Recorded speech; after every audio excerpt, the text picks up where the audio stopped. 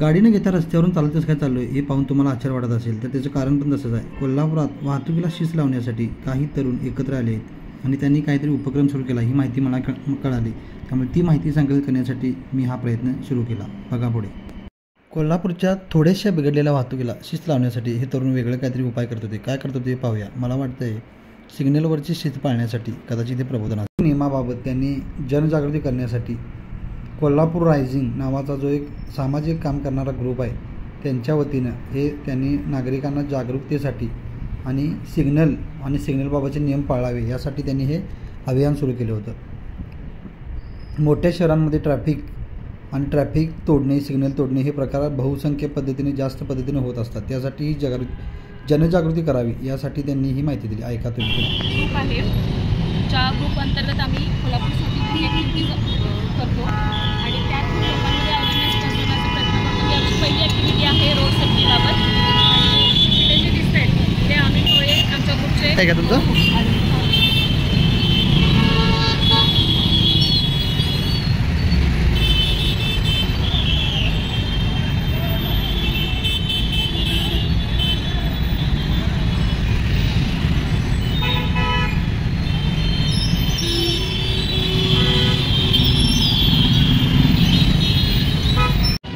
हे माझ्यासमोर आहेत ते कोल्हापूर रायझिंग या ग्रुपचे सदस्य आहेत आणि हे संस्थापक आहेत।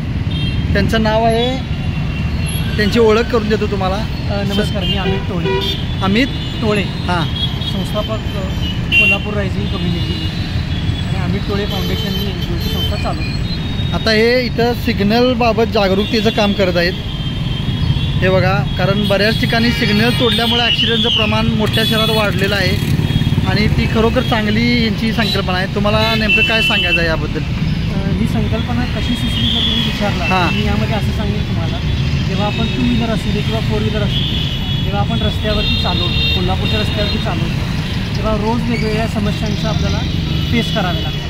त्याच्यामध्ये सिग्नल न पाळणे, रस्त्यावरचे खड्डे असतील, 2 व्हीलर आणि 4 व्हीलर सिग्नल न पाळता फक्त त्या झेब्रा क्रॉसच्या पुढे येऊन उभारतात। बरोबर आहे। ऑरेंज लाईट लागला तर गाड्यांचा स्पीड कमी करण्याच्या ऐवजी तो स्पीड वाढवतात आणि कसा सिग्नल मला मिळेल आणि मी आता लाल म्हणजे थांबा हे सगळ्यांना माहिती आहे। म्हणजे तुम्ही शाळेतल्या विद्यार्थ्याला जरी विचारलं की सिग्नलचा लालचा अर्थ काय, तर तो पण सांगतो की लाल म्हणजे थांबायचं आहे आपल्याला। पण एवढी मोठी माणसं, पोक्त माणसं, मॅच्युअर्ड माणसं 2 व्हीलर 4 व्हीलर वापरणार, ट्रॅफिक पोलीस आहे की नाही बघतात आणि नसतील तर डेफिनेटली सिग्नल चुकवतात। ही जी मेंटॅलिटी आहे, मला तर स्वयं जबाबदारी म्हणजे काय, स्वतःची जबाबदारी काय, याच्याकडे लोकांचं दुर्लक्ष आहे। त्यामुळं कोल्हापूर रायझिंग या कम्युनिटीमार्फत आम्ही हा छोटासा उपक्रम राबवतो आहे की ज्याच्यामध्ये आम्ही लोकांना दाखवायचा प्रयत्न करतो आहे की कोल्हापूरला जर सुटवायचं असेल तर प्रत्येक कोल्हापूरकरांना ही जबाबदारी घ्यायला पाहिजे की मी सिग्नल पाळेन, मी रोड सेफ्टी काय नियम असतील ते मी पाळेन, अंमलात आणेन। खरोखर रस्त्यावरचे नियम पाळले तर अनेकांची गैरसोय टळेल असं मला पण नक्की वाटतं। तुम्हाला काय वाटतं ते कमेंटमध्ये नक्कीच कळवा। चर्चा आता कसली चर्चा म्हणत असाल तर तुम्हाला चर्चेचा विषय काय सध्या हे कळायला असला।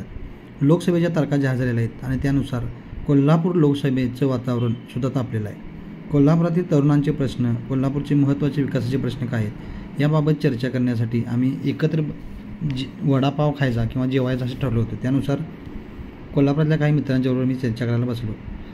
त्या चर्चेमध्ये मला असं समजलं की कोल्हापुरात रस्त्यांतील खड्ड्यांचा प्रश्न तर मोठा आहेच, त्याचबरोबर तरुणांसाठी मोठमोठ्या कंपन्या येणं फार गरजेचं आहे। विमानतळाचा प्रश्न तर सुटण्याच्या थोड्या मार्गावर आहे, पण विमान वाहतूक सुरू असणं हे सुद्धा गरजेचं आहे। त्याबाबतसुद्धा हे विषय मांडले जावे। त्याच पद्धतीने खासदारांनी कोल्हापूरमध्ये चांगल्या पद्धतीचं आंतरराष्ट्रीय दर्जाचं मैदान, फुटबॉल असेल, क्रिकेट असेल किंवा अन्य खेळ असतील, यासाठी आंतरराष्ट्रीय प्रशिक्षणाचं केंद्र उभा केलं जावं कुठल्याही खेळाचा असू देत आणि त्याचा पाठपुरावा सातत्यानं व्हावा असं सुद्धा तरुणांनी सांगितलं। जसं की कोल्हापुरामध्ये कुस्तीबाबत जनजागृती आहे। फुटबॉल तर खेळ हा कोल्हापुरातला सगळ्यात लोकप्रिय खेळ आहे। त्यामुळे या खेळ असतील किंवा अन्य खेळ असतील जेणेकरून आंतरराष्ट्रीय दर्जाचे खेळाडू तयार व्हावेत अशी इच्छा प्रत्येकानं व्यक्त केली। सगळ्यात महत्त्वाचं म्हणजे कोल्हापूरला कलापूरसुद्धा म्हटलं जातं। त्यामुळे कलेच्या दृष्टीने सुद्धा खासदारांनी तरुणांच्या दृष्टीसाठी काहीतरी आवाज उठवावा आणि कलेच्यासाठी चांगल्या पद्धतीचं वातावरण तयार होईल आणि जास्तीत जास्त कलाकार आपल्या इथून निर्माण होतील, ही सुद्धा पाहिलं जावं, अशी सुद्धा प्रतिक्रिया तरुणांनी व्यक्त केली. हे प्रश्न तर होतेच, त्याचबरोबर ग्रामीण भागातून शहरी भागात आल्यानंतर बऱ्याच जणांना राहण्याचा प्रश्न निर्माण होतो. हॉस्टेलची सुविधासुद्धा चांगल्या पद्धतीने व्हावी. जी पूर्वीपासूनची हॉस्टेल आहेत ती तर आहेतच, पण आता काही हॉस्टेलमध्ये प्रोफेशनल कोर्स असेल तर त्याला ॲडमिशन दिलं जात नाही राहण्याच्यासाठी, कारण त्याला कॉलेजची रेग्युलर डिग्री असेल तरच ॲडमिशन दिलं जातं. त्यामुळे बरेच प्रोफेशनल कोर्स असे आहेत की जे एक्सटर्नल आहेत, त्यामुळे अशांना फिक्स असं ॲडमिशन कॉलेजवर करता येत नाही. जे प्रोफेशनल कोर्स आहेत त्यांच्या विद्यार्थ्यांनासुद्धा हॉस्टेलची सोय व्हावी, ही सुद्धा मागणी प्रचंड होत आहे. नोकरदारांच्या बाबतीत तर प्रश्न आहेतच. अनेक तरुण युवा नोकरदार नोकरीच्या निमित्ताने कोल्हापूरमध्ये आसपासच्या भागामध्ये येत असतात. त्यांनासुद्धा अल्प किमतीमध्ये किमान राहण्याची सोय व्हावी, ही सुद्धा इच्छा व्यक्त केली गेली. कारण सुरुवातीच्या उमेदवारीच्या काळात त्या तरुणांना पगारसुद्धा तेवढा म्हणावा तेवढा नसतो. आणि कोल्हापुरातील पर्यटन उद्योगाला आणि त्याचबरोबर कोल्हापुरातील परंपरागत जे वेगवेगळे कलाप्रकार खेळ प्रकार आहेत त्यांच्यातून सुद्धा पर्यटन वाढावं, यासाठी सुद्धा खासदारांनी प्रयत्न करावेत, ही सुद्धा मागणी करण्यात आली. एकंदर काय, खासदारांनी तरुणांना विचारात घेऊन त्यांच्यासमोर रोजगाराच्या संधी आणि कोल्हापूरचा विकास याला प्राधान्य द्यावं. तर येत्या लोकसभेसाठी आपण हा जो सर्वे सुरू केलेला आहे त्याच्यामध्ये आपल्याला सर्व तरुण, महिला, त्याचबरोबर ज्येष्ठ नागरिक या सगळ्यांची मतं आपल्याला ग्राउंड रिपोर्ट घ्यायचा आहे. त्याबद्दल आम्ही पहिले आपल्याला जे मामा भेटले त्यांना आम्ही विचारतो की तुमच्या एकंदर या लोकसभेच्या सर्वेमध्ये मतदार म्हणून तुमच्या लोकसभा उमेदवारांच्याकडून काय अपेक्षा आहे? अपेक्षा म्हणजे आता तुम्ही एका विचारधारेला तुम्ही घट्ट चिटकून राहायला पाहिजे आणि आम्ही जी आता तुमच्यासारखी तरुण पिढी एक उभा केलेली आहे त्यांच्याकडनं जास्त आम्हाला अपेक्षा आहे. आम्ही तुम्हाला संस्कार दिलेले आहेत, तर तरुण लोकांना आव्हान आहे की विचारधारणेची तुम्ही ठाम राहावा. की उदाहरणार्थ तुम्ही इथल्या शुगर मिलला जर काय गेला तर धूळ किती असते बघितलं तुम्ही, धूळ किती असते, तर अशा ठिकाणी आम्ही कामं केलेली असते. आम्ही म्हणजे आमचं जीव आम्ही कष्टात घातलेला असतो, तिथं जीवावर उदार झालेला असतो.